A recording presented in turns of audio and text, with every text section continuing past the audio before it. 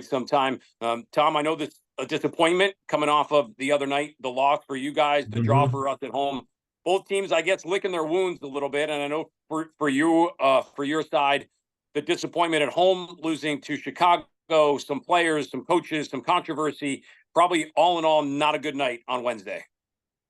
Yeah, a frustrating night, and in many ways, and I called it on the broadcast, a disheartening night. And we felt on the broadcast the tone was set early, based on some hard tackles by Chicago that weren't booked, and they should have had a player sent off in the first half. There was a clear second yellow card, and the match officials seemed timid to give it out. And look, that doesn't mean FC Cincinnati would have won. FC Cincinnati wasn't great on Wednesday, but playing 50 minutes up a man certainly changes everything.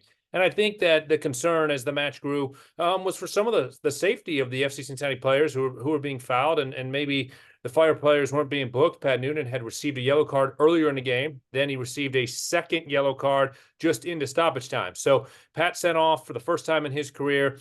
I think for somebody, and you've watched him as a head coach, you obviously watched him as a player as he came into Red Bull Arena many times, like a very composed person.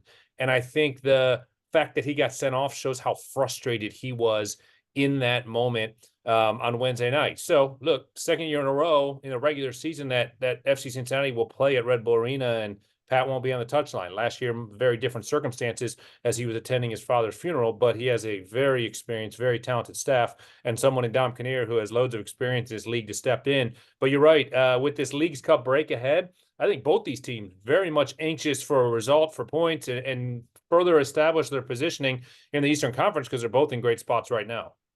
Yeah, when you look at it, I mean, the number, Tommy, that pops out to me and probably anyone is not just the success that Cincinnati has had this year, but they are the best team in the road in Major League Soccer, on the road, I should say. Their record is so impressive, 9-1-1. What's been the trick for this team to be able to get points not only in 10 of the 11 that they've played, but winning 9 games? That's almost unheard of.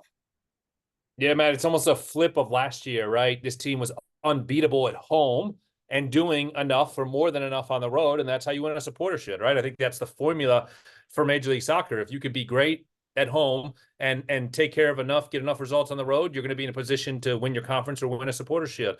And this year it's been completely the opposite. This team has had composure. They've been able to battle from behind.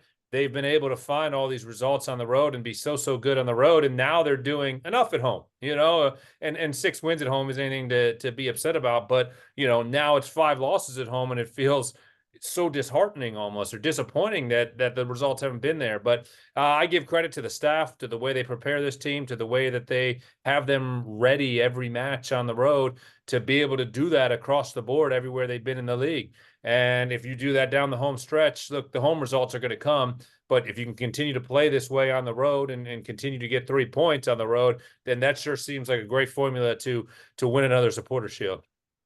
Among the pieces that are missing on Saturday, could be missing on Saturday. I mean, you look at Red Bull, it's pretty clear the team has struggled to put the ball in the back of the net. Emil Forsberg out again for this one. That's obviously a big issue. Sean Nealis, the red card the other night, he won't play. Tell me from a standpoint of the guys that Cincinnati won't have on Saturday, what's the biggest piece that is missing a little bit for this team?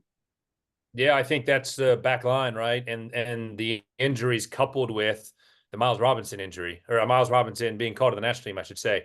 So the timing of it all, when we talked in April, we're talking about FC Cincinnati has the best back line in all of Major League Soccer. And I don't think there's any question about that when you were lining up the reigning defender of the year, Matt Miazga, Miles Robinson, probably the biggest free agent signing in league history. And then next to him, a variety of guys, whether it was Ian Murphy or Nick Hagglund, who's coming back from his hamstring injury suffered last year. So they were in a great spot. They had 5 center backs who were able to contribute. And now all of a sudden, Matt Miazga's out for the season. Nick Hagglund's out for the season. Miles Robinson called in for Copa America, did not play in that tournament, came back, and unfortunately was suspended for the match on Wednesday against Chicago after a red card against Charlotte, but now he's out with the Olympic team, so he's going to miss the match. So I think that's been the biggest concern. Now, of course, the transfer window is open, and I'm sure Chris Albright working hard to bring in some reinforcements in that regards, but those are the known quantities, right? The unknown that we'll learn more as we get closer, to kickoff is where does Lucho Acosta fit into the mix? Because picked up a knock and had kind of been fighting one much of the season, but picked up a knock in that game against Charlotte a week ago, did not play on Wednesday night. And if you know anything about Lucho, it's that it's really, really hard to keep him off the pitch. And so that will be the big question is, can they keep him off the pitch for back-to-back games? You know he wants to participate in the All-Star game next week. He was just named the captain for that game, and he always wants to be out there. And like any team with a great number 10, you look different when that 10 is not on the pitch.